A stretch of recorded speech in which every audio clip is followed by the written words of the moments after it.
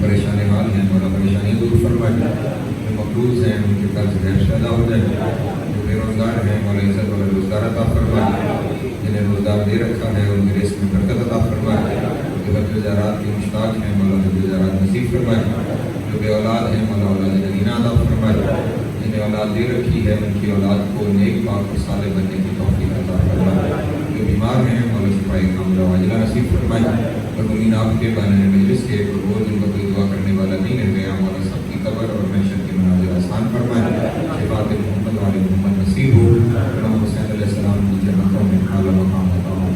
لاکھوں دعاؤں کی ایک ہی دعا وارث زمانہ کا ضروریت ہو جائے، ہم مولا کی نوکر چاکروں میں شمار ہوں، امام کی قربت نصیب ہو دوری نصیب نہ ہو، خاتمہ بالخیر ہو بقائے حقہ کے ساتھ، اللہم کن ولیک الحجۃ بن الحسن صلوات علیہ وعلی آبائہ فی هذه الساعة وفي كل ساعة من ساعات الليل والنهار وليا وحافظا وقائدا وناصرا ودليلا وعينا حتى تسكنه بركة وتمتعه فيها طويلا اللهم صل على محمد وعلى محمد وعجل فرجهم وسهل مخرجهم وأدخلوهم من الجن والإنس من الأولين والآخرين يا كاشف الكرب عن وجه الحسين عليه السلام اكشف كربي وكرب المؤمنين بحق اخیک الحسین علیہ السلام۔ ایسی صلوات پڑھیں کہ تمام دعائیں مستجاب۔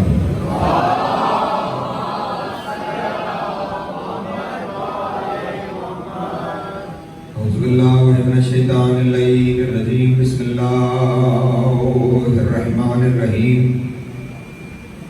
الحمدللہ الاول بلا اول کان قبلہ والآخر بالآخر یکونا بعده کثرت نویته ابصار الناظرین وعجزت الناطقین اوہام الواصفین وصلی اللہ علی اشرف الانبیاء والمرسلین وخاتم النبیین بالقاسم محمد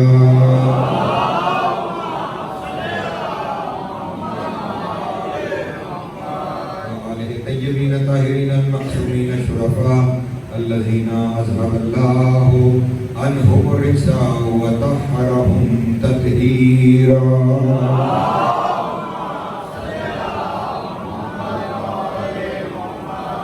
ولعنۃ الدائمۃ علی اعدائہم اجمعین من یوم عداوتہم الی قیام یوم الدین، اما بعد فقد قال اللہ تبارک و تعالی فی محکم کتابہ المجید و فرقانہ الحمید وقولہ الحق وهو اصدق الصادقین۔ بسم اللہ الرحمن الرحیم، سبحان ربک رب العزۃ عما یصفون، صلوات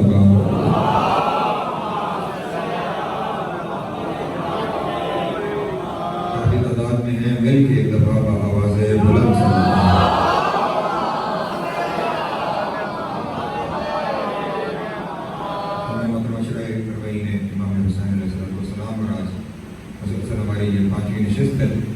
سلسلہ گفتگو جس عنوان کے تحت آگے بڑھ رہا ہے وہ عنوان ہے توحید اور نہج البلاغہ۔ اس کا گلا بند نہ کروں، پہلے تک مسلسل آپ کے سامنے یہ عرض کرتا چلا جا رہا ہوں کہ خداوند عالم کی طرف بلانے کے لیے حکمت کی بھی ضرورت ہے، موعظہ حسنہ کی بھی ضرورت ہے، اور کائنات کا سب سے بڑا حکیم علی ابن ابی طالب ہے، اور کائنات میں سب سے اچھی گفتگو بھی اسی کی ہے جس کی زبان لسان اللہ ہے۔ جناب امیر علیہ السلام نے جو پہلا خطبہ ہی نہج البلاغہ میں جناب امیر علیہ السلام کا نقل کیا گیا ہے وہ خطبہ توحید پر ہے، اور امام علیہ السلام نے اپنی گفتگو کا آغاز ان الفاظ سے فرمایا ہے کہ الحمدللہ الذی لا یبلغ مثلہ القائلون، تمام تعریفیں اس اللہ کے لیے ہیں جس کی حمد کوئی بولنے والا بیان نہیں کر سکتا۔ حمد و ثنا بالاتر ہے ہر ایک صاحب لطف کے ادراک سے، اس کے اختیار سے، اس کے بیان کی حدوں سے، کیونکہ جو شخص جو بھی سوچے گا، جو بھی بیان کرے گا، وہ اس محدود دنیا کا رہنے والا ہے، اس چھوٹی سی دنیا کا حصہ ہے، جو دنیا خدا کی کائنات کے مقابلے میں ایک ذرے کی حیثیت بھی نہیں رکھتی۔ اس ذرے پہ رہنے والا ایک ذرہ کیا جانے کہ خالق جہان کیا ہے، وہ کیا بیان کر پائے گا، کہاں سے لفظ لے کر آئے گا۔ چلے یوں کہہ دوں کہ اس کی شان میں لفظ کہاں سے لائے جائیں جو لفظوں کا خالق ہے، اس کی شان میں الفاظ کہاں سے لائے جائیں۔ تو اس لیے کوئی بولنے والا اس کی میتھڈ تو بیان کر ہی نہیں سکتا، لیکن اس پہ ہمارے اوپر بڑے احسان ہیں، بڑی نعمتیں ہیں، اور ان نعمتوں کا تذکرہ کرتے ہوئے جناب امیر اگلے جملے میں ارشاد فرماتے ہیں لا یبلغ مثلہ القائلون ولا یحصی نعماءہ العادون، اور وہ اللہ وہ ہے کہ جس کی نعمتوں کا احاطہ کوئی گننے والا کر ہی نہیں سکتا۔ توجہ، لا یحصی نعماءہ العادون، نعمہ جمع ہے نعمت کی بھی اور نعیم کی بھی، کہ کوئی گننے والا زمانے میں کوئی بھی، یعنی یہاں پہ پابندی نہیں لگائی گئی کہ وہ گننے والا صرف بندوں میں ہے، وہ گننے والا بندوں میں ہو، جنوں میں ہو، فرشتوں میں ہو، کوئی بھی گننے والا خدا کی نعمتوں کا احساس کر ہی نہیں سکتا، خدا کی نعمتوں کا اعداد و شمار کر ہی نہیں سکتا ہے، خدا کی نعمتوں کو حساب میں لایا ہی نہیں کر سکتا ہے۔ تو اگر میرا سننے والا مجمع میرے ساتھ شامل ہو گیا تو یہاں پہ ایک جملہ کہنا چاہتا ہوں، جس کی نعمتوں کو گننا ممکن نہیں، جس کی نعمتوں کا احساس ممکن نہیں، پھر محشر میں ان نعمتوں کا حساب کیسے ہو؟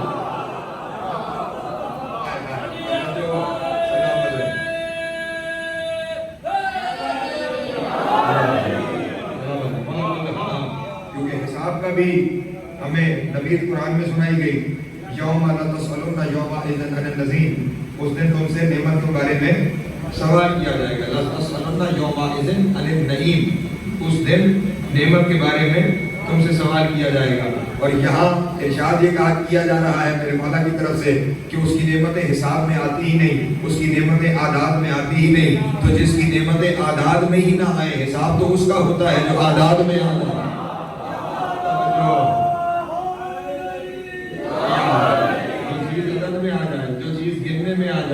جو چیز ہمارے حساب میں آ جائے پھر اس نعمت کا حساب ہو سکتا ہے۔ تو جو چیز امام فرما رہے ہیں گننے میں ہی نہیں آ سکتی، تو جو گننے میں نہیں آئے گی اس کا حساب کیسے ہوگا؟ جب حساب نہ گننے کی وجہ سے نہیں ہو سکتا اور قرآن کہہ رہا ہے کہ ہونا ہے، تو پھر تلاش کرو وہ نعمت کون سی ہے جس کا حساب ہونا ہے۔ توجہ فرمائیے گا، پھر وہ نعمت کون سی ہے جس نعمت کا حساب ہونا ہے، جس نعمت کے بارے میں کل ہمیں، اور پھر چلے یہاں پہ یہ بھی کہا گیا کہ جو نعمتیں ہیں ان نعمتوں کا احاطہ ممکن نہیں، اور دوسری طرف اللہ نے قرآن میں یہ بھی فرما دیا وَاذْكُرُوا نعمت اللہ، اللہ کی نعمت کا ذکر کیا کرو، جنہیں گن نہیں سکتے ان کا ذکر کیسے کریں گے؟ میری آواز آ رہی ہے، جنہیں گن نہیں سکتے ان کا ذکر کیسے کریں گے؟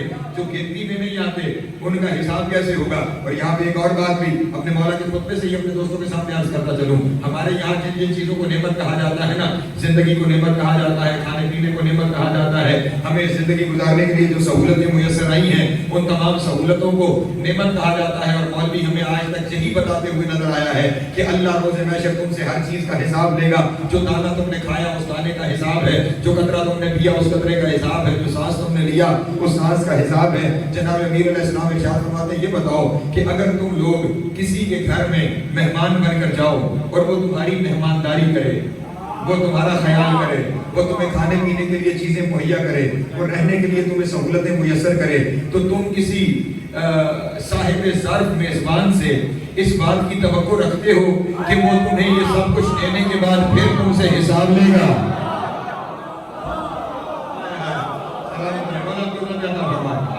امام ارشاد فرما رہے ہیں کیا کسی صاحب ظرف किसी साहिब ज़र्फ़ मेज़बान से ये उम्मीद रखते हो तुम कि वो जो कुछ तुम्हें खाने पीने के लिए दे उसका तुमसे हिसाब ले, उसने तुम्हारे रहने के लिए कोई सहूलत मुयस्सर की है तो वो उसका तुमसे हिसाब ले, या वो तुम्हें कहे कि लोगों के दरमियान जाओ और जो कुछ मैंने तुम्हें दिया है जाके लोगों के दरमियान मेरी शोहरत करो। नहीं फरमा रहे। अगर वो साहिब ज़र्फ़ है तो ना वो आपसे कभी खिलवाएगा आपको कि मैंने क्या कुछ तुम्हें दिया था और क्या कुछ तुम्हें खिलाया था और क्या तुम्हारी खिदमत की थी और तुम्हारे रहने का क्या बंदोबस्त किया था, ना वो ये तुमसे तवक्को करेगा कि तुम उसकी बात जाकर लोगों के दरमियान, बल्कि अगर उसके सामने भी तुम उसका शुक्रिया अदा करने की कोशिश करोगे तो वो पलट कर कहेगा नहीं, शुक्रिया ना अदा करें, ये मेरा फर्ज बनता था। आपको सलामत है, जो पहुंच रहे हो मेरी तरफ से बाहर है, ये तो मेरा हक था।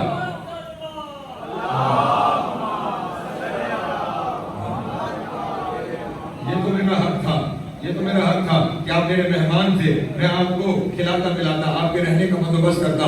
तो दुनिया में रहने वाले जो मखलूक में साहिब ज़र्फ़ मेज़बान है उससे आप ये तवक्को नहीं करते कि वो आपको कुछ खिलाए पिलाए और उसका हिसाब ले, आपकी कोई खिदमत करे और वो चाहे कि लोगों के दरमियान तज़किरा करे। जब यहाँ का साहिब ज़र्फ़ मेज़बान आप उससे ये तवक्को नहीं करते तो आपने अल्लाह को बंदे से भी कम समझ रखा।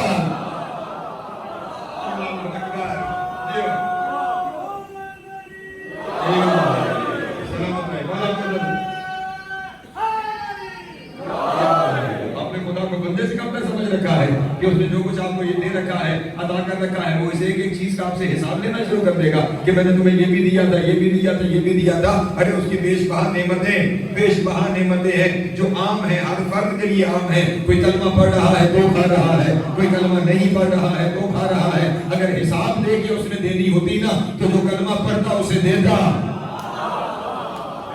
जो कलमा ना पढ़ता उसे ना देता। लेकिन वो तो अता करने वाला वो है जो इब्राहिम को भी दे रहा है, नमरूद को भी दे रहा है, जो मूसा को भी अता कर रहा है, फिरौन को भी अता कर रहा है, जो सबको देता चला जा रहा है ना, वो इन देने वाली चीजों का तुमसे हिसाब नहीं लेगा, ना इन देने वाली चीजों का तुमसे जिक्र चाहेगा। तो फिर वो नेमत कौन सी है जिसका हिसाब लेना है? तवज्जो, वो नेमत कौन सी है जिसका हिसाब देना है? मैंने कहा नहजुल बलागा का नाम लेना आसान है, नहजुल बलागा की गहराइयों में उतरना मुश्किल है। इन नेमतों का तो हिसाब है नहीं जिसने तुम्हें दे रखी है, बेशबहा दे रखी है, अनगिनत दे रखी है, इनका तो हिसाब नहीं। लेकिन कोई ऐसी नेमत है कि जिस नेमत का वो हिसाब भी लेना चाह रहा है, जिस नेमत का जिक्र करने की तुमसे तवक्को नहीं, तुम्हें हुक्म कर रहा है। तवज्जो, हुक्म कर रहा है। चाहिए सूरह माइदा को देखिए, इरशाद रब्बुल इज्जत है वज़कुरू निअमतल्लाहि अलैकुम, ओ मेरे बंदो तुम पर जो अल्लाह की नेमत है उसका जिक्र किया करो। जो तुम पे अल्लाह की नेमत है उस नेमत का जिक्र किया करो। बल्कि दूसरी जगह सूरह आले इमरान में वहां पे भी लोग अजब तर्जुमे कर जाते हैं और लोग भी उनके तर्जुमों के पीछे चल जाते हैं। तर्जुमा क्या है? वातसिमू बिहब्लिल्लाहि जमीअन वला तफर्रकू। सुन रखी है ना ये आयत आपने? और ये आयत इतनी नहीं है, लोगों को सुनाई सिर्फ इतनी जाती है। आयत इससे आगे भी है, वातसिमू बिहब्लिल्लाहि जमीअन वला तफर्रकू वज़कुरू निअमतल्लाहि अलैकुम। ओ लोगों, अल्लाह की रस्सी को मजबूती से थामे रहो, अल्लाह की रस्सी को मजबूती से थामे रहो। अगला जो तर्जुमा लोग करते हैं, इस वक्त मैं भी वही करने लगा हूँ, आपस में तफरके में ना पड़ो। अब कैसे बचे तफरके से? वो कौन सी रस्सी है जिसको थामे रहे तो तफरके से बच जाएंगे? हुक्म हुआ वज़कुरू निअमतल्लाहि, अल्लाह की नेमत का जिक्र करते रहो। अल्लाहु अकबर, सलामत है। इसका मतलब ये हुआ अल्लाह की रस्सी भी वही अल्लाह की नेमत है, उस नेमत का जिक्र ही अल्लाह की रस्सी है। जो उस नेमत का जिक्र करेगा उसने रस्सी को थाम लिया। और यहाँ पे आज भाई जो गलत तर्जुमा किया जाता है ना, वो तर्जुमा ये है, क्या तर्जुमा करते हैं? वातसिमू बिहब्लिल्लाहि जमीअन वला तफर्रकू, अल्लाह की रस्सी को मिल के थाम लो, आपस में तफरका न पड़ो। ये आपस किस लफ्ज का तर्जुमा है? आयत में वो लफ्ज दिखाइए जिसका तर्जुमा है आपस में तफरका न करो, वला तफर्रकू, और दूरी ना इख्तियार करना। दूरी ना इख्तियार करना, किससे दूर ना होना? अल्लाह की रस्सी से दूर ना होना। आपस में एक दूसरे से तफरके का मामला नहीं है। वो जो मेरी जाने रखिएगा, आपस में एक दूसरे से अलग होने का मामला। हक का तो मसला ही यही है कि जब बंदा हक पे पहुंच जाता है तो जमाने से दूर हो जाता है। हाँ, अगर मामला यही होता कि लोगों के दरमियान बिल्कुल किसी किस्म की तकसीम अल्लाह को नापसंद होती تو اللہ زمانے میں اپنی توحید سے شناسائی ہی نہ کرواتا. پریشان ہو گیا. انسانوں میں پہلی تقسیم ہی توحید پر ہے. اگر اللہ چاہتا کہ سارے بندے ہی مل کر رہیں تو اللہ توحید ہی روشناس نہ کرواتا کہ نہ کوئی نظریہ ہوگا نہ اختلاف ہوگا. توحید روشناس کروا دی تھی، نبوت نہ کرواتا، کیونکہ نبوت میں پھر زمانے میں تقسیم ہو جانا ہے. اور جو پہلے اس کے ماننے میں تقسیم ہے کہ کچھ لوگوں نے اسے مانا باقی دہری ہو گئے، پھر اس نے ایک نئی تقسیم کر دی، نبی بھیج دیا، اس نبوت پر تقسیم ہو گئی، کوئی یہودی ہو گیا، کوئی عیسائی ہو گیا، کوئی مسلمان ہو گیا. اور پھر اس کے اوپر اگر اللہ نے تقسیم سے بچانا ہی ہوتا تو قدیم میں ولایت کا اعلان نہ کرواتا. انسانوں میں توحید پر تقسیم ہوئی، مواہدوں میں نبوت پر تقسیم ہوئی، مسلمانوں میں ولایت پر تقسیم ہوئی. ہر چیز میں تقسیم ہوتی چلی جا رہی ہے نا. تو اللہ نے اگر تقسیم سے ہی بچانا ہوتا. آج بھی لوگ ہمیں کہتے ہیں ہمارے خلاف جو مقدمے بھی جاتے ہیں نا، اور پھر ہمارے بھی کچھ لوگ اس پہ قائل ہو جاتے ہیں جی یہ اذان میں علی ولی اللہ کہنے سے تقسیم ہوتی ہے، لوگوں کو تکلیف ہوتی ہے، اس لیے اسے نہیں کہنا چاہیے، ان کے یہاں مستحب ہے، اسے نہیں کہنا چاہیے. وہ میرے بھائی اگر کسی کو علی ولی اللہ سے تکلیف ہے تو وہ لوگ بھی تو ہیں جنہیں لا الہ الا اللہ سے تکلیف ہے. نہیں پڑھا رہے آپ کے وطن میں نہیں بستے، یا عیسائی نہیں ہے یا ہندو نہیں ہے، لا الہ الا اللہ کیا ان کے لیے تکلیف کا باعث نہیں بنتا؟ وہ ٹرینٹی کے قائل ہیں اور آپ وعدہ اللہ شریک کی بات کر رہے ہیں. تو اگر دلوں کو دکھ سے بچانا ہے تو اذان دینا ہی چھوڑ دو. اس کا مطلب یہ ہوا معاملہ دکھ کا نہیں، معاملہ علی سے بغض کا ہے.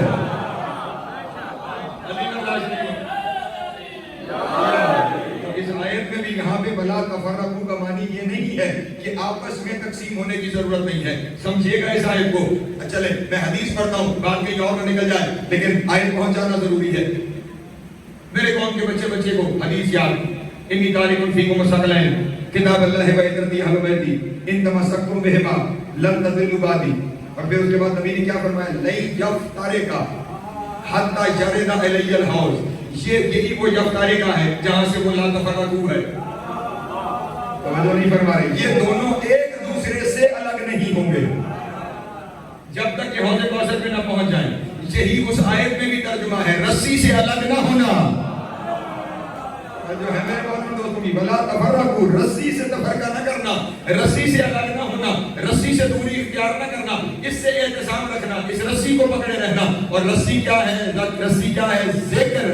ذکر کس کا ذکر؟ اللہ کی نعمت کا ذکر. جس نعمت کا روز محشر تم نے جا کر حساب بھی دینا ہے، جس نعمت کا ذکر بھی کرنا ہے، تو اب تلاش کرو وہ نعمت کون سی ہے جس کا ذکر کرنا ہے اور جس کا حساب دینا ہے. وہ نعمت کون سی ہے؟ تلاش کر کے لاؤ. زمانہ جتنی نعمتیں اللہ کی لے کر آئے اس نعمت کو سامنے رکھیں اور دیکھیں کیا اس نعمت کا ذکر ہو سکتا ہے. جو میں نے کبھی جملہ آپ کے سامنے ہدیہ کیا تھا کہ ذکر کیا معنی ہے؟ کسی چیز کو بار بار دہرانا، بار بار دہرانا. اب اگر آپ نے کسی نعمت کا ذکر کرنا ہے تو کیسے کریں؟ تسبیح اٹھائیں اور ذکر کرنا شروع کر دیں. مثلا پانی نعمت ہے تو تسبیح اٹھاؤں اور شروع کر دوں پانی پانی پانی. کچھ لوگوں کے لیے کھانا بھی ساری نعمت ہے، وہ تسبیح اٹھائیں اور کھانا شروع کر دیں. کچھ کے لیے زندگی نعمت ہے تو وہ تسبیح اٹھا کے زندگی نہیں. عزیزان محترم، جتنی نعمتیں آپ لے کر آئیں گے ان تمام نعمتوں کا شکر ممکن ہے، ذکر ممکن نہیں ہے. اللہ اکبر. سلامت ہے. مولا کو عطا فرمائیے. جتنی نعمتیں ہیں ان تمام نعمتوں کا شکر ممکن ہے، ان نعمتوں کا ذکر ممکن نہیں ہے. نعمت وہ لے کر آؤ جس کا ذکر ہو سکے. اور قرآن اتنا بابرکت ذکر ہونا چاہیے کہ ایک دفعہ ذکر کرو تو ختم قرآن کا سلام ہے. اللہ اکبر. سلامت ہے. مولا کو عطا فرمائیے.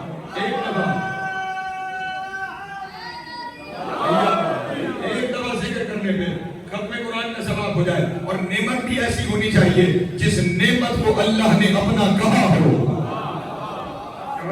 توجہ. جس نعمت کو اللہ نے اپنا کہا ہو. اپنا نعمتیں تو ساری اسی کی ہے، سب اسی کی عطا کی ہوئی ہیں، لیکن لطف تو تب ہے نا. پورے قرآن میں زمانہ سے کہہ رہا ہوں یہ جتنی چیزوں کو تم نعمت سمجھتے ہو نا، ان میں سے کسی چیز کو اس نے کبھی اپنا نہیں کہا،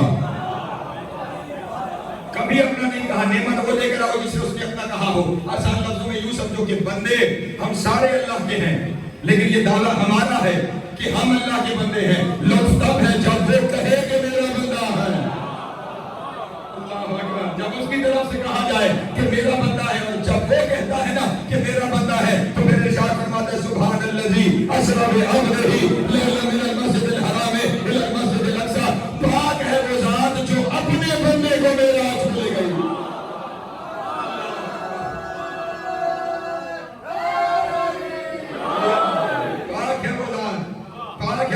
جو اپنے بندے کو معراج پہ لے گئی۔ ہمارے سامنے وہ ہوتا ہے بندہ جسے اللہ معراج پہ لے جائے، جو اس کا اپنا ہوتا ہے اسے وہ معراج پہ لے جاتا ہے، اپنے کو وہ معراج پہ لے جاتا ہے۔ تو اب نعمت وہ تلاش کر جس نعمت کو اللہ نے اپنا کہا ہو، اور میں کھانے والے ممبر سے لے کے نجف تک اور الازہر تک شامل ہوں، پورے قرآن میں صرف ایک جگہ پہ تمہیں نظر آئے گا، صرف ایک نعمت ہے جسے اس نے اپنا کہا ہے، اور وہ نعمت کیا ہے؟ جس دن علی کی ولایت کا اعلان ہوا اس دن آیت آ گئی الجوم اکملت لکم دینکم واتممت علیکم نعمتی، آج کے دن دین تمہارا مکمل ہو گیا، نعمت میری تمام۔ اللہ اکبر، اللہ اکبر،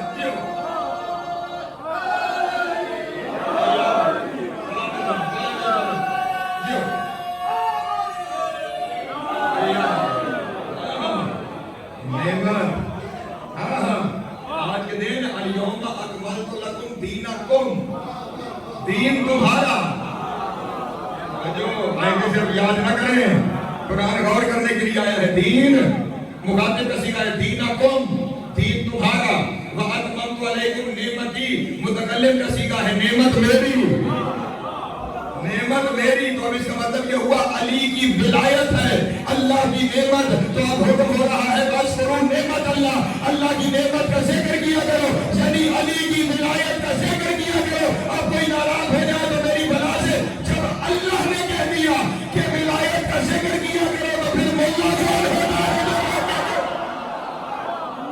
اللہ اکبر، اللہ اکبر، حیدری۔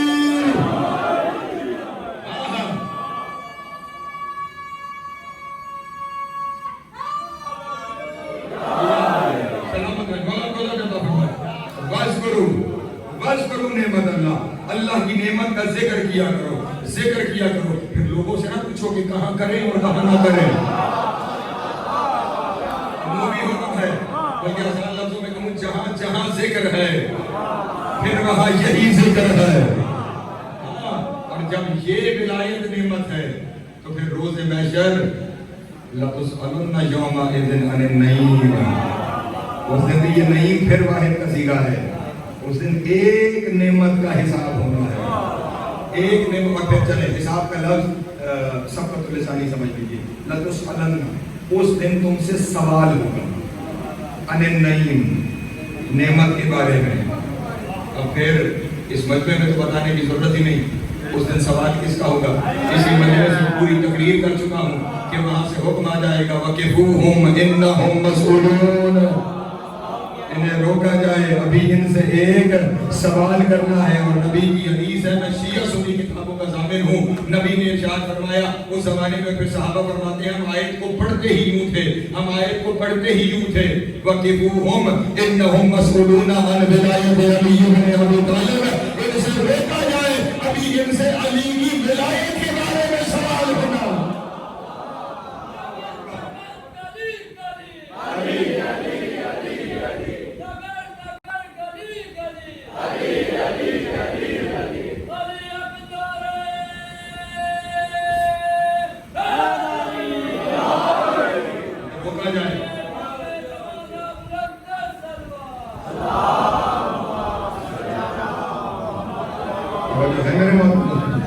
اور اب یہاں پہ ایک جملہ ہدیہ کرنا چاہتا ہوں۔ اچھا چلیں، آپ نے وہاں انگلینڈ میں حیدر نے ایک بات کی تھی کہ کوئی تذکرہ علم العادات کا کر دیجیے گا، یاد ہے؟ شاید تو نہیں ہو رہا، یہ علم العادات بھی بڑی جگہ پہ ہدایت کرتا ہے۔ نعمت کے عدد نکالیے، میں حرفوں کے عدد بتاتا ہوں، جمع آپ کر دیجیے گا۔ نون کے 50، عین کے 70، میم کے 40، تے کے 400، 560، 560 کا حاصل نکالیں. 5 اور 6 11. 11 کا حاصل نکالیں 2. اب علی کی عدد نکالیں 110. 110 کا حاصل 2. اس کا مطلب نعمت علی ہے.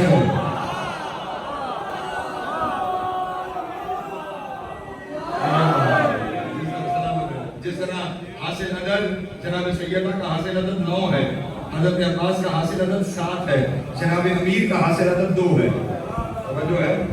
اور یہ 2 آپ کو سمجھانے کے لیے, ورنہ جہاں معاملہ 11 کا آتا ہے وہاں پہ پھر اسے فرداً تقسیم نہیں کیا, یہ صرف 11 کے لیے حکم ہے. جب 11 آ جائے تو پھر اسے فرداً جمع نہیں کرتے. میرے مرادات کی بحث ہے, جہاں کبھی بندوں نے اپنا اینجل نمبر نکالنا ہوگا تو وقت بعد اس پہ گفتگو کروں گا. وہ اینجل نمبر نکالنے کے لیے بھی جو آپ کا تاریخ پیدائش کا عدد نکلتا ہے, اس تاریخ پیدائش کے عدد کو 11 سے مائنس کیا جاتا ہے تو پھر جا کر وہ اینجل نمبر نکالا جاتا ہے. 11 کو تقسیم اس لیے نہیں کرتے کہ یہ 11 اللہ کا بھی عدد ہے. اللہ کے توجہ فرمائیے, یہ رسول خدا کا بھی عہد لفظ کو لے کے جائے گی 11, اور رسول خدا کے نام کا عدد, کہ رسول خدا کے عدد کیا ہے 92. 92 کو جمع کیا جائے تو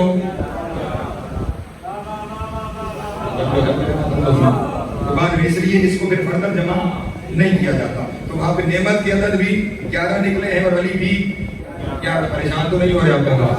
اور اگر 2 کریں گے تو حاصل عدد 2 ہے اور علی کا حاصل عدد بھی 2 ہے. پریشان ہو گئے آپ کا. اچھا چلے, نعمت اللہ کرتے ہیں. جو لفظ اللہ ہے, لفظ اللہ کی عدد ہے 66. الف کا 1, لام کے 30, پھر لام کے 30, 1 کے 5, کتنے ہیں 66. پہلے نعمت کے کتنے آئے تھے 560, اللہ کی عدد 66, ملا کے کتنے ہو گئے 600. توجہ, جمع کر کے 560 کے اندر یہ 66 جمع کریں 626. نعمت اللہ کا اس کی عدد کتنے بنے 626. 6 اور 2 8 اور 6 14. اللہ کی وہ 14 نعمتیں ہیں جن کے بارے میں وہاں سوال ہونا ہے. جو ان نعمتوں سے 14 سے جدا ہو گیا پھر اس کے پاس وہاں جواب دینے کے لیے کچھ نہیں بچے گا. اور یہی یہاں پہ بات ہو رہی ہے, وَاذْكُرُوا نعمت اللہ ہے, 14 کا ذکر جاری رکھا کرو. اور اب جملہ کہہ دوں ہے کسی کے لیے, لوگوں کو علی کا ہضم نہیں ہو رہا, علی 14 کا ذکر کرنا. لوگوں سے ابھی علی کی بات پوری نہیں ہو پا رہی ہے اور خدا کی طرف سے 14 کے ذکر. اور چلے نعمت اللہ کے ساتھ اللہ نے ایک اور چیز کو بھی اس سورہ مائدہ کی آیت میں مخصوص کیا ہے, اور وہ بات کیا ہے, وَاذْكُرُوا نِعْمَتَ اللَّهِ عَلَيْكُمْ وَمِيثَاقَهُ الَّذِي وَصَّاكُم بِهِ وَإِذْ قُلْتُمْ سَمِعْنَا وَأَطَعْنَا وَاتَّقُوا اللَّهَ إِنَّ اللَّهَ عَلِيمٌ بِذَاتِ الصُّدُورِ. او میرے بندو, اللہ کی نعمت کا ذکر کیا کرو. اور کون سی نعمت؟ وہ نعمت جس نعمت کے ساتھ ایک وعدہ جڑا ہوا ہے. میرے اللہ, کون سا وعدہ؟ جس وعدے کے بارے میں تم نے کہا تھا اِذْ قُلْتُمْ سَمِعْنَا وَأَطَعْنَا, ہم نے سن بھی لیا ہے, ہم نے مان بھی لیا ہے. اور یہ بات صرف قدیر میں ہوئی تھی جب علی کی ولایت کا اعلان ہوا. 3 دن ماننے کے بعد ہر ایک نے کہا ہم نے سن بھی لیا, ہم نے مان بھی لیا.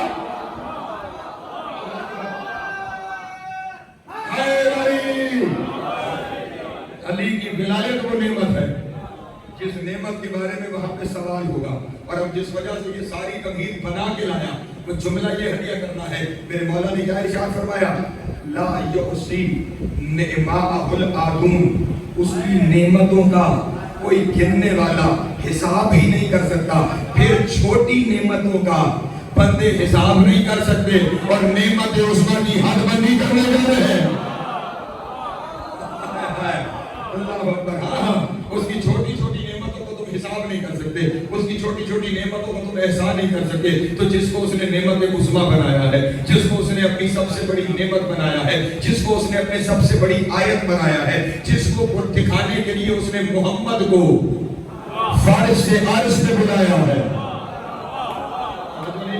اس نعمت کے بارے میں تم حدیث معین کرتے ہوئے نظر آؤ گے. 5ویں تقریر ہو گئی, ابھی میں پہلے جملے میں ہوں, تھوڑا سا آگے بڑھنے کی کوشش کرتا ہوں. اگر آپ سارے میرے ساتھ شامل ہیں, مل کے ایک درود پڑھنے والے محمد کی ذات کا.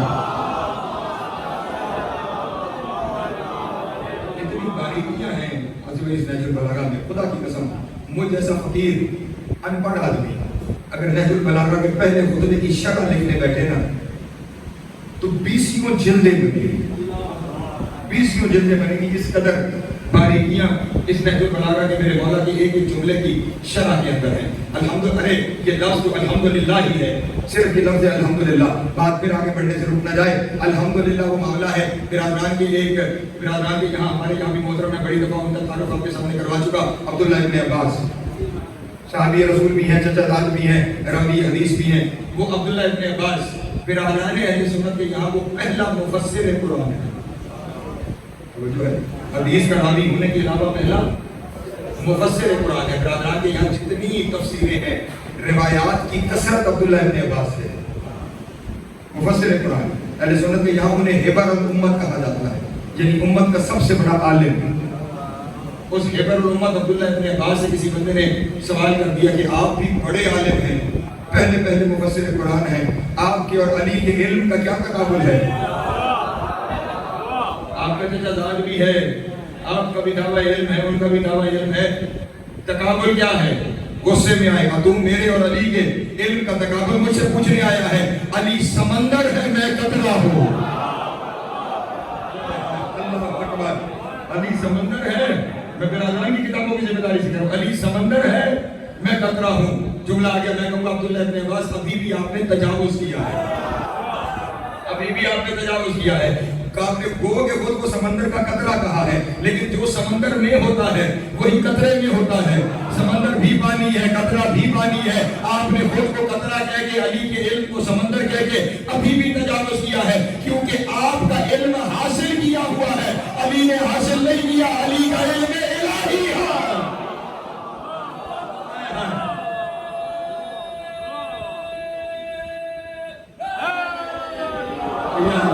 علی کے علم ذات ہے، علی کی ذات علم ہے. وہ عبداللہ ابن عباس کہتے ہیں، میں نے کیوں کہا کہ ایک لفظ کے اوپر کتابیں لکھی جا سکتی ہیں. عبداللہ ابن عباس نے کہا کہ میں مغرب کی نماز کے بعد علی کے پاس گیا اور میں نے جا کر کہا مولا الحمد کی تفسیر بیان کریں.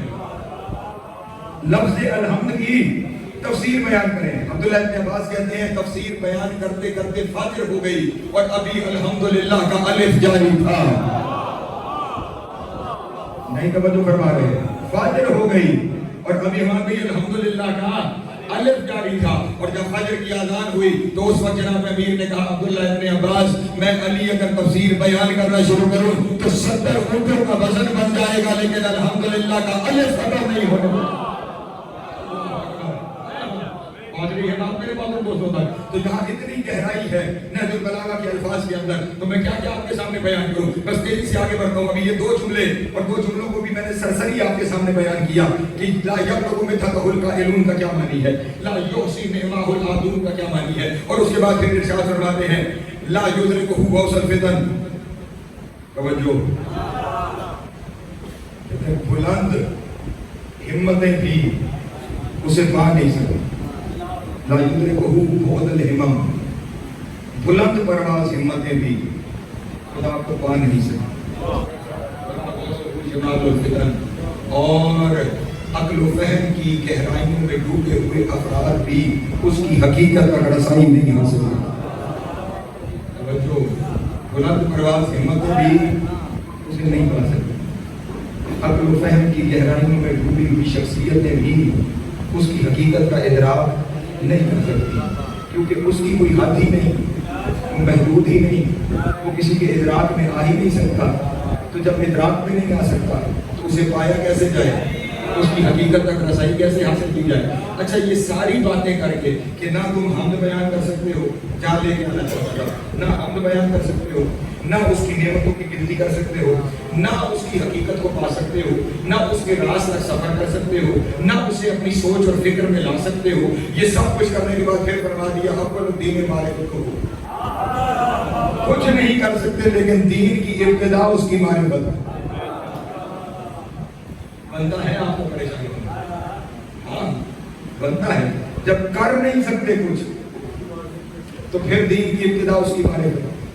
اور پھر ساتھ یہ بھی ارشاد فرما دیا، توجہ، خدا کہہ رہا ہے لا یقبل من الخلائق عملا الا بمعرفت.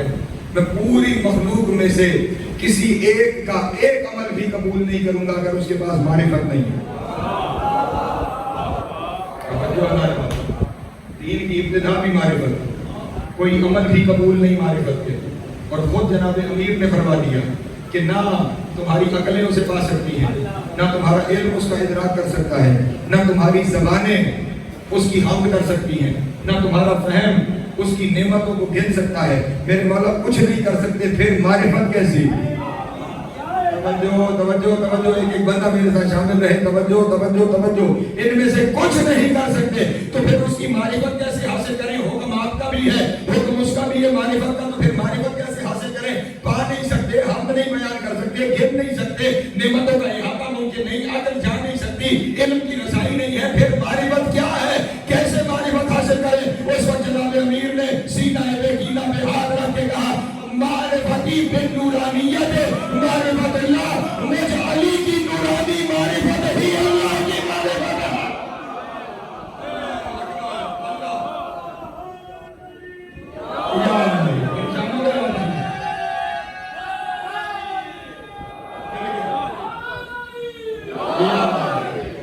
مجھ علی کی معرفت، معرفتی بالنورانیت، مجھ علی کی معرفت، معرفت اللہ، میری ہی معرفت اللہ کی معرفت ہے، میری ہی معرفت اللہ کی معرفت ہے. کیونکہ تم اگر علی کو ہی پہچان لے تو بڑی بات ہے.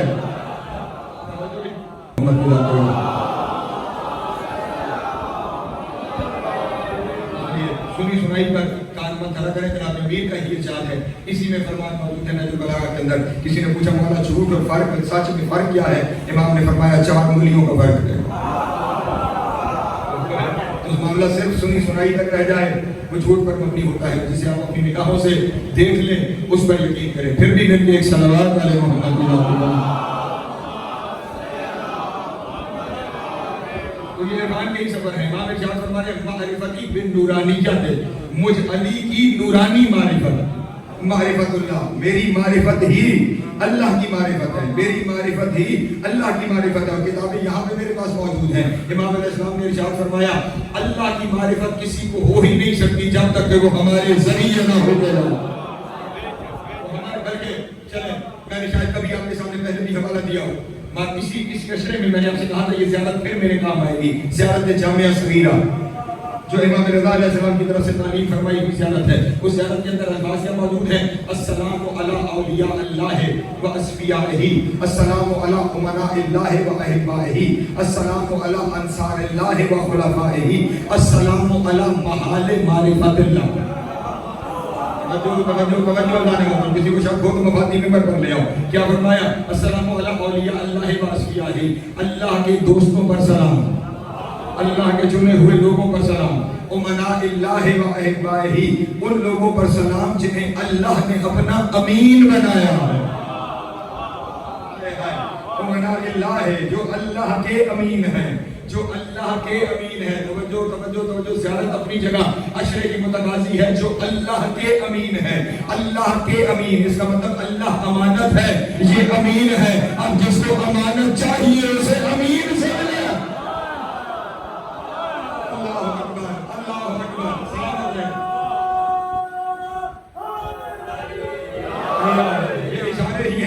چھوڑ سکتا ہوں یار، اس میں سے آپ کچھ نہیں کر سکتا. تھوڑا سا کوشش کریں اپنے آپ کو اوپر لے کر آئے تاکہ کچھ باتیں عرض کر سکوں. بہت ساری باتوں پہ اس وجہ سے پردہ ڈلا رہ جاتا ہے کہ محسوس یہاں یہ ہو رہا ہوتا ہے کہ جو بات پہنچائی جا رہی ہے شاید ویسے پہنچے نہ، اور کل اس کا حساب ہمیں دینا پڑے. تھوڑا سا ذرا بلند ہو کے شامل ہونے کی کوشش کریں نا تو کچھ باتیں کہنے کو ہمارا بھی لی جائے. ابھی تو یہ پہلا جملہ کہا ہے جسے آپ ویسے وصول ہی نہیں کر سکے جیسے وصول کرنے کا حق تھا.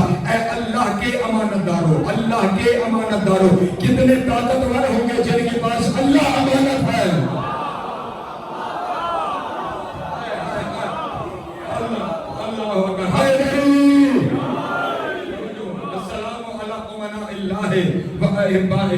اے اللہ کے امانت داروں پر سلام. توجہ، اللہ سے محبت کرنے والوں پر سلام. اور اگلا جملہ پھر مشکل ہے لیکن میں ترجمہ کر کے گزر جاؤں گا. السلام علی انصار اللہ، اللہ کے مددگاروں پر سلام.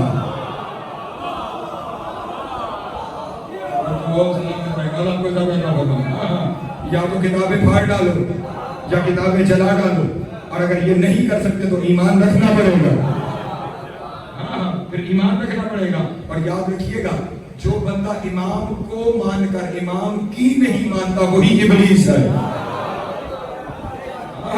یہ روش ابلیس ہے کہ ہستی کو ماننا اس کی نہ ماننا. وہ خدا کو مانتا تھا, اس نے آدم کے متعلق خدا کی نہیں مانی. یہ تمہارے مولا کے جملے بغیر کسی تردید روایت رد روایت کے جملے ہدیہ کر رہا ہوں. زمانے میں ہر جگہ پہ اس کی سند بھی ثابت کرنے کے لیے تیار ہے. امام ارشاد فرما رہے ہیں کہ ہمیں یوں سلام کرنا, السلام علی انصار اللہ, اللہ کے مددگاروں پر سلام. جو خالق کے مددگار ہیں اگر مخلوق یا علی مدد کر دے.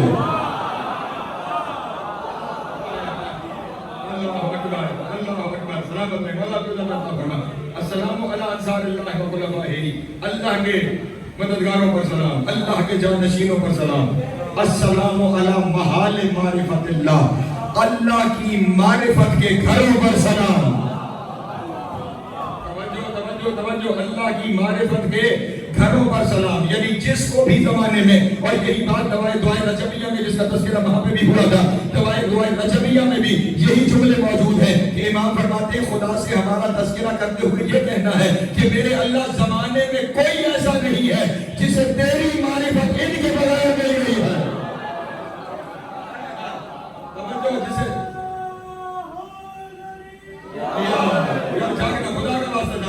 زمانے میں کوئی بھی نہیں ہے جسے تیری معرفت ان کے بغیر کوئی بھی نہیں, چاہے وہ آدم ہے یا عیسیٰ. ہاں زمانے سے جملہ کہہ رہا ہوں. ارے حضرت آدم سے لے کر عیسیٰ تک تم اگر کسی سے پوچھو گے نا تمہارا خدا سے براہ راست رابطہ ہے تو یہی جواب آئے گا, نہ ملے ہیں نہ براہ راست رابطہ ہے. ہمارے اور اس کے درمیان جبریل رابطہ ہے, ہمارے اور اس کے درمیان جبریل رابطہ ہے. جتنا زمانہ ہے وہ اللہ کو بے واسطہ جانتا ہے, چھوٹا ہے جو اللہ کو بلا واسطہ جانتے ہیں.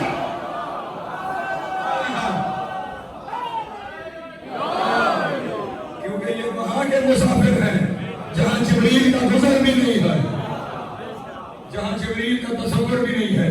اس لیے یہ محال معرفت اللہ, یہ اللہ کی معرفت کے گھر ہیں. ان کے سوا خدا کی معرفت ہو ہی نہیں سکتی.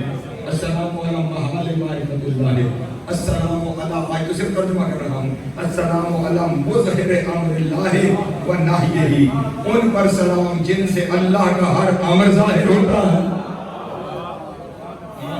آپ جا کے اپنی مرضی کے بعد مولوی سے پوچھ لینا کہ اللہ کے امر میں کیا کیا شامل ہے. جو امر میں ہے وہ ان سے ظاہر ہوتا ہے, جو اس کی نہیں ہے وہ بھی ان سے ظاہر ہوتی ہے. السلام, توجہ, اب اس سے بڑا جملہ فضائل تو میرے پاس نہیں, اور میرا کیا جملہ, میرے مولا کا جملہ ہے جو ہدیہ کرنے جا رہا ہوں. السلام علی الادلاء علی اللہ, اللہ کے ہونے کی دلیلوں پر سلام. اب اس کی تشریح میں آپ کے سامنے کیا بیان کروں. دلیل, آپ کورٹ کے بندے ہیں, دلیل حق کے حق ہونے کا ثبوت ہوتی ہے. دلیل حق کے حق ہونے کا ثبوت ہوتی ہے. اللہ کے اللہ ہونے کی دلیل کو علی کہا جاتا ہے.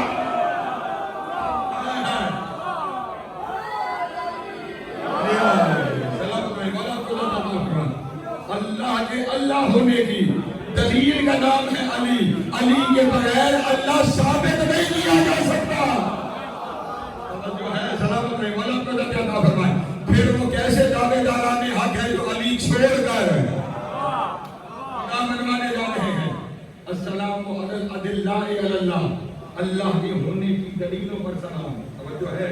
السلام علی المستقرین فی مرضات اللہ, اللہ کی مرضیوں میں رہنے والوں پر سلام. اللہ کی مرضیوں میں رہنے, کوئی وقت ہوا تو زیارت کی شرح پیشرہ پڑھا جا سکتا ہے. اللہ کی مرضیوں میں رہنے پر سلام. اور یہاں پہ وہ بھی بات جس کے لیے میں نے یہ آپ کے سامنے جملے کہے, بات معرفت کی ہو رہی ہے نا. السلام علی الذین من والاہم فقد والا اللہ ومن عاداہم فقد عاد اللہ, ان پر سلام جن سے اگر محبت ہو جائے تو سمجھو اللہ سے محبت ہو گئی ہے, جن سے محبت ہو جائے تو سمجھو اللہ سے محبت ہو گئی, جن سے اگر عداوت ہو جائے تو سمجھو اللہ سے عداوت ہو گئی ہے. اس کا مطلب جو ان سے عداوت رکھتا ہے وہ ان سے نہیں اللہ سے عداوت رکھتا ہے, اور جو اللہ سے عداوت رکھے وہ رضی اللہ نہیں, لعنت اللہ.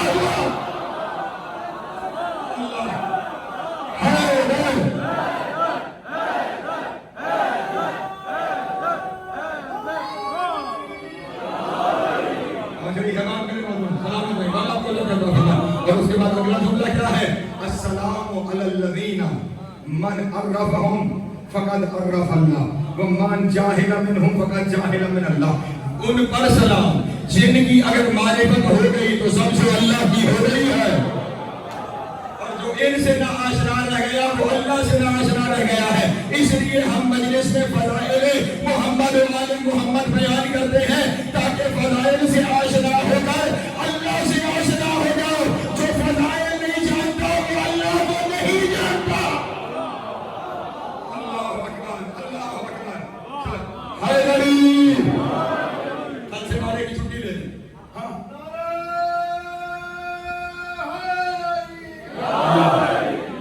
ٹوٹے پھوٹے ناموں سے میری بنتی نہیں، ساری زندگی نہیں بنتی.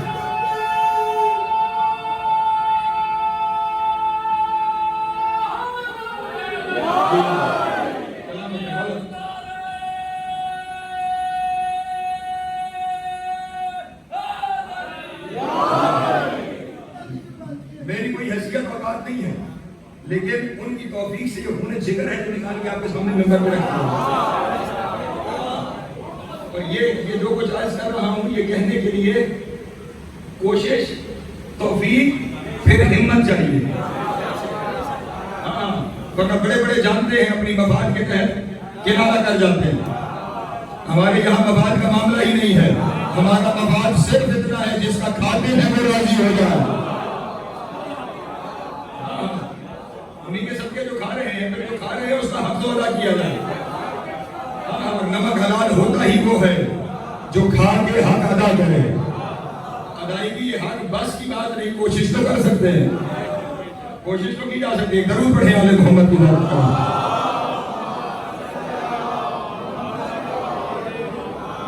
السلام علی الذین من والاہم فقد والا اللہ ومن آداہم فقد آدى اللہ ومن عرفہم فقد عرف اللہ ومن جاہل منہم فقد جاہل اللہ. جو ان سے نہ آشنا رہ گیا وہ خدا سے نہ آشنا رہ گیا. جو ان سے جاہل رہ گیا ہے وہ اللہ سے جاہل رہ گیا ہے. تو پھر جو اللہ سے جاہل رہ گیا پھر وہ نماز پڑھے یا ٹکرے مارے معاملہ ایک ہی ہو جائے گا. کل انشاءاللہ یہیں سے اپنی گفتگو کو لے کر آگے چلوں گا. ان کا اگر عرفان ہوتا نا، اگر انہیں پہچانا گیا ہوتا تو علی و بطول کی بیٹیاں پہ مکھنا و چادر نہ ہوتا. کربلا کی بنیاد اس گھر کی عزت سے نہ آشنائی ہے، ان کے فضائل سے نہ آشنائی ہے. ایک ذکر جو ہر سال کرتا ہوں اور مومنین کی خواہش بھی ہوتی ہے اس ذکر کو کیا جائے. کل کی مجلس میں مسائل ہیں حضرت امام علی رضا علیہ السلام کے بیان کیے جائیں گے کہ تابوت کی بلندی بھی ہوگی اور ٹھیک 9:30 بجے زیادہ برادران کو آپ کے سامنے مرثیہ خوانی بھی فرمائیں گے. 10 بجے میں اپنے وقت پہ کے سامنے حاضر خدمت ہو جاؤں گا. تو آج کے دن اس بیوی کا تذکرہ کرنے جا رہا ہوں، اس کا نام ہے شیرین.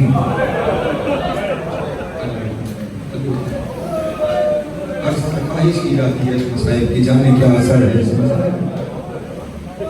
یہ بی بی حضرت شہزادی شہر بانو کی کنیز ہے. اس بی بی کی عزت و عظمت کا اندازہ لگائیے. جو قید ہو کر آئی ہے تو 100 کنیزیں ساتھ آئی ہیں.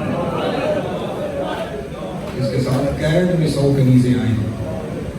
وطن میں اس کی کتنی کنیزیں ہیں. جب یہاں شہزادی پہنچی تو جناب امیر نے جناب شہر بانو کی مرضی سے شہزادی کا نکاح امام حسین کے ساتھ کیا. تو بیوی نے اس نکاح کے موقع پر ان 100 میں سے 50 کنیزوں کو آزاد کیا. پھر جب گود میں سید الساجدین تشریف لائے تو بیوی نے جو باقی ماندہ 50 کنیزیں تھیں ان میں سے بھی 49 کنیزوں کو آزاد کر دیا. جو اکیلی کنیز رہ گئی اس کا نام ہے شیرین. اور یہ کنیز بھی اس لیے آزاد نہیں ہوئی کہ اس کو خصوصی محبت تھی جناب زینب سے. تھوڑی سی خصوصی محبت تھی جناب زینب کی ذات گرامی کے ساتھ، اس لیے ہر وقت شہزادی کی خدمت میں رہتی تھی. جب جناب شہربانو نے یہ دیکھا کہ حد سے زیادہ محبت علی کی بیٹی کے ساتھ ہے، جناب شہربانو نے امام حسین سے عرض کیا کہ مولا میں اپنی یہ کنیز آپ کو ہبہ کرتی ہوں. کنیز میری ہے لیکن اسے محبت ہے عالیہ بیوی سے، میں آپ کو ہبہ کرتی ہوں، آپ جناب زینب کو یہ کنیز دے دیں۔ یہ سننا تھا۔ امام حسین نے فرمایا شہربانو آپ نے کنیز ہمیں ہبہ کی، ہم نے اس کنیز کو آزاد کیا، اسے کہو کہ یہ اپنے وطن چلی جائے۔ جناب شہربانو اپنے حجرے میں تشریف لائیں، 10,000 دینار سونے کے دینار 10,000 لے کر، ایک خلت زیبا لے کر شیری کو دی، جو شیری یہ 10,000 دینار بھی رکھو، یہ خلت زیبا بھی رکھو، مولا نے تمہیں آزاد کر، مولا نے آزاد کر دیا۔ جب امام حسین نے یہ منظر دیکھا تو جناب شہربانو سے پوچھا شہربانو کنیزیں پہلے بھی آزاد کی ہیں، کنیز آج بھی آزاد کر رہی ہو؟ عرفان کی منظر دیکھیے گا، عرفان کی منظر ہے امام حسین کی زوجہ، ہے ملکہ ایران، شہزادی ایران، امام کی زوجہ ہے، امام کی ہم کف ہے، لیکن کیونکہ عرفان رکھتی ہے جملہ سننا، شہربانو کنیزیں پہلے بھی آزاد کی ہیں، کنیز اب بھی آزاد کر رہی ہو، لیکن طرز عمل میں فرق ہے، پہلے صرف آزاد کیا، آج درہم و دینار بھی دے رہی ہو، آج لباس بھی دے رہی ہو۔ معاملہ کیا ہے؟ قدم بوسی کی اور عرض کی مولا پہلے جتنی کنیزیں آزاد کی ہیں وہ آپ کی کنیز میں آزاد۔ اللہ اکبر، زوجہ ہے لیکن معرفت امام رکھتی ہے، اس لیے کہہ رہی ہے میں آپ کی کنیز ہوں، آپ کی کنیز نے آزاد کی ہے، اور آج جسے آزادی مل رہی ہے اسے بادشاہ آزاد کر رہا ہے۔ زمانے کو فرق نظر آنا چاہیے، کنیز کی آزاد کردہ میں، بادشاہ کی آزاد کردہ میں، اجرکم اللہ۔ ادھر دونوں میاں بیوی کے درمیان یہ گفتگو ہے، اور ادھر شیری ہے کہ زار زار رو رہی ہے، آنکھوں سے آنسو جاری ہے، مسلسل روتی چلی جا رہی ہے۔ امام حسین نے کہا شیری لوگ آزادی ملنے پہ خوش ہوتے ہیں اور تم پھریا کر رہی ہو، رو کیوں رہی ہو؟ قدموں پہ گر گئی اور کہنے لگی مولا ایسی آزادی نہیں چاہیے جس میں اولاد علی سے دور ہو جائے، جس میں اولاد علی سے دوری ہو جائے، مجھے ایسی آزادی نہیں چاہیے، مولا مجھے آزاد نہ کریں، مجھے یہ کنیز ہی پیاری ہے، میں کنیز بن کے رہنا چاہتی ہوں۔ پھر یہ اس گھر کی عطا ہے نا جہاں یہ عرفان ہوتا ہے۔ امام علیہ السلام نے فرمایا شیریں پھر جسے ہم آزاد کر دینا اسے پھر سے غلامی میں نہیں لے کے آتے، تجھے آزاد کر دیا تو آج سے آزاد ہے، لیکن تو رہنا چاہتی ہے نا آج کے بعد ہمارے گھر میں تو ہماری بہن بن کے رہنا۔ یہ اس گھر کا احسان ہے، کوئی کنیز بن کے آتی ہے اسے ماں بنا دیتے ہیں، کوئی کنیز بن کے آئی ہے اسے بہن ہونے کا درجہ دے رہے ہیں۔ اب انہوں نے بہن بنایا ہے لیکن عرفان دیکھیے گا، انہوں نے بہن بنایا لیکن شیریں کی کنیزی میں اضافہ ہوا۔ اب وہ ہر لمحے جناب زینب کے لیے خدمت میں ایستادہ کھڑی ہے، جب شہزادی کو کچھ ضرورت ہے پہلے شیریں لے کے کھڑی ہے، جب شہزادی کو کوئی کام کرنا ہے شیریں پہلے تیار کھڑی ہے، ہر وقت خدمت میں، ہر وقت خدمت میں آمادہ ہے، ہر وقت خدمت میں آمادہ ہے۔ لیکن جب کوفہ میں میرے مولا علی کو شہید کر دیا گیا اور اب امام حسن نے واپس مدینہ جانے کا طے کیا تو امام حسین علیہ السلام نے حکم امامت سے شیریں کی شادی شام کے ایک تاجر عزیر سے کر اور کہا شیریں میں بحیثیت امام چاہتا ہوں تم جاؤ اور اپنا گھر بساؤ۔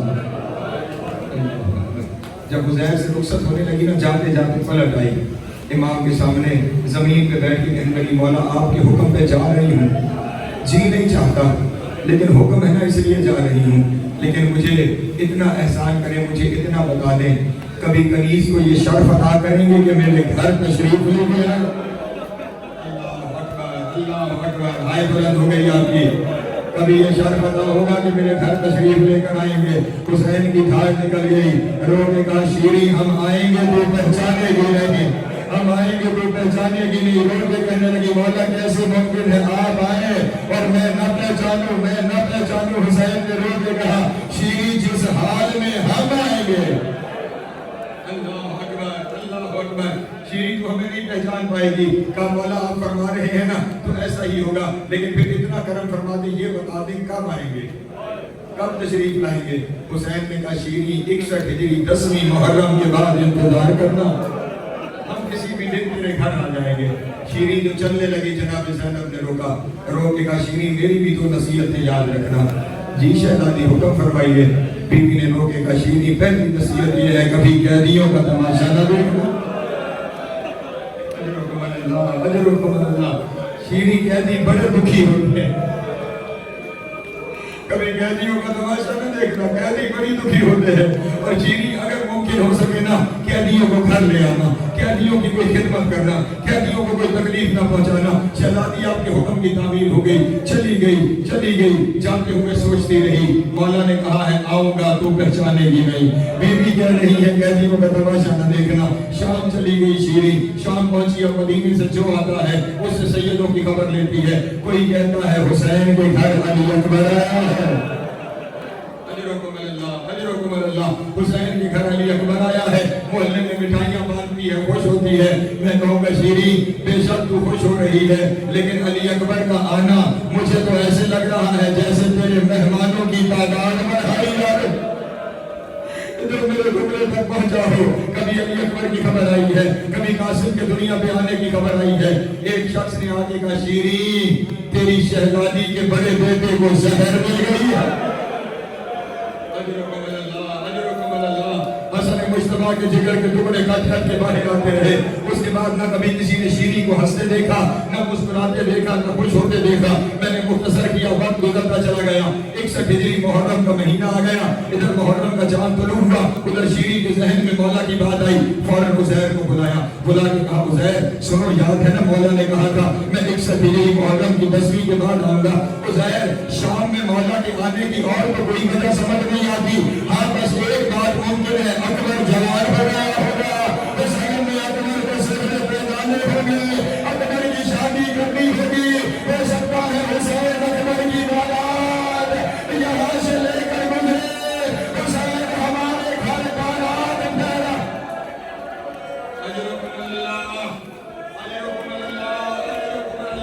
मौला प्रक्रिया कबूल करेंगे। मैं कहूँगा शीरी मैं तुझे क्या बताऊँ, बारात गुजर गई।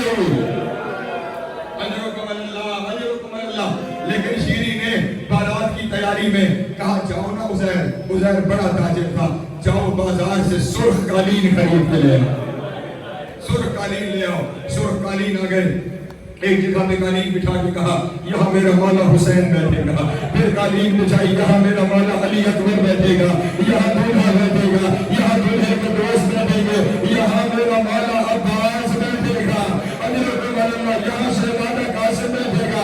और फिर पर्दा लगा के कहा उज़ैर इस दिन ख्याल रखना कोई मर्द दहलीज पे पार न करे, इस मर्दे के पीछे अली की बेटियां और मेरी शहजादी कभी अपने बाबा के सामने बगैर चादर के नहीं आई। अली की बेटी पर्दे के भी कबूल करे। पर्दे लग गए, पर्दे के पीछे बीवियों की मसनदें लग गई, मसनदें लग गई। इधर तैयारी मुकम्मल हुई, उधर बाजार में ढोल बजने की आवाज, बाजार में शहनाइयां बजने की आवाज आई। जनाब शीरी ने उज़ैर से कहा उज़ैर जाना बाहर देख तो सही, बाहर क्या मामला है, क्यों ढोल बज रहे हैं, क्यों शहनाइयां बज रही है। उज़ैर जो गया और पलट के आया तो पगड़ी के पेश फिर के गले में आ गए थे। कहने लगे शीरी तू कहती थी ना तेरे सरदार कुरान बड़ा अच्छा पढ़ते हैं। शीरी ने बेटे कहा मेरे सरदारों जैसा कुरान कौन पढ़ सकता है। अरे का शीरी बाहर मौके मेज़ा पर कोई कारी कुरान की तिलावत कर रहा है, उसके साथ उसकी बहनें हैं जिनके सरे पर चादरें नहीं है, उनके हाथ में से कंगन बने हुए हैं, और उसकी 4 साल की बेटी है जिसके चेहरे पे तमाचे गिरे।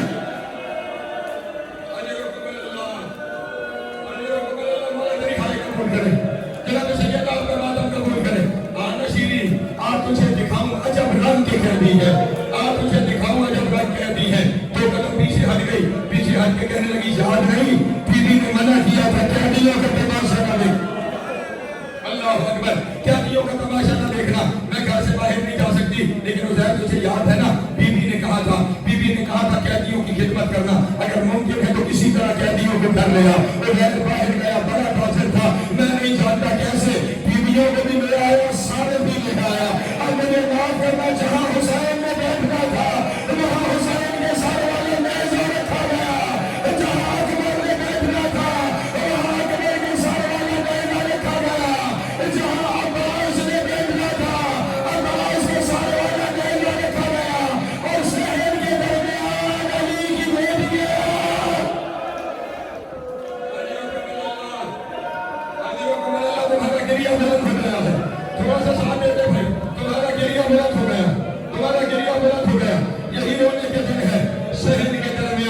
علی بدول کی بیٹیاں پھر نکنا اجاگر، پھر نکنا اجاگر۔ اگلے جملے قیامت کے جملے ہیں، مجھے معاف کرنا۔ شیری نے بیویوں سے پوچھا تمہاری سردار بیوی کون ہے؟ سردار بیوی کون ہے؟ انہوں نے جناب زینب کی طرف اشارہ کیا، اور یہی قیامت کا جملہ ہے اگر کوئی سمجھ سکے، جو کوفے میں کہا کرتی تھی نا میری شہزادی، میری شہزادی، میری مرشدزادی، آج قریب آ کے کہنے لگی قیدی بیویوں کی سردار۔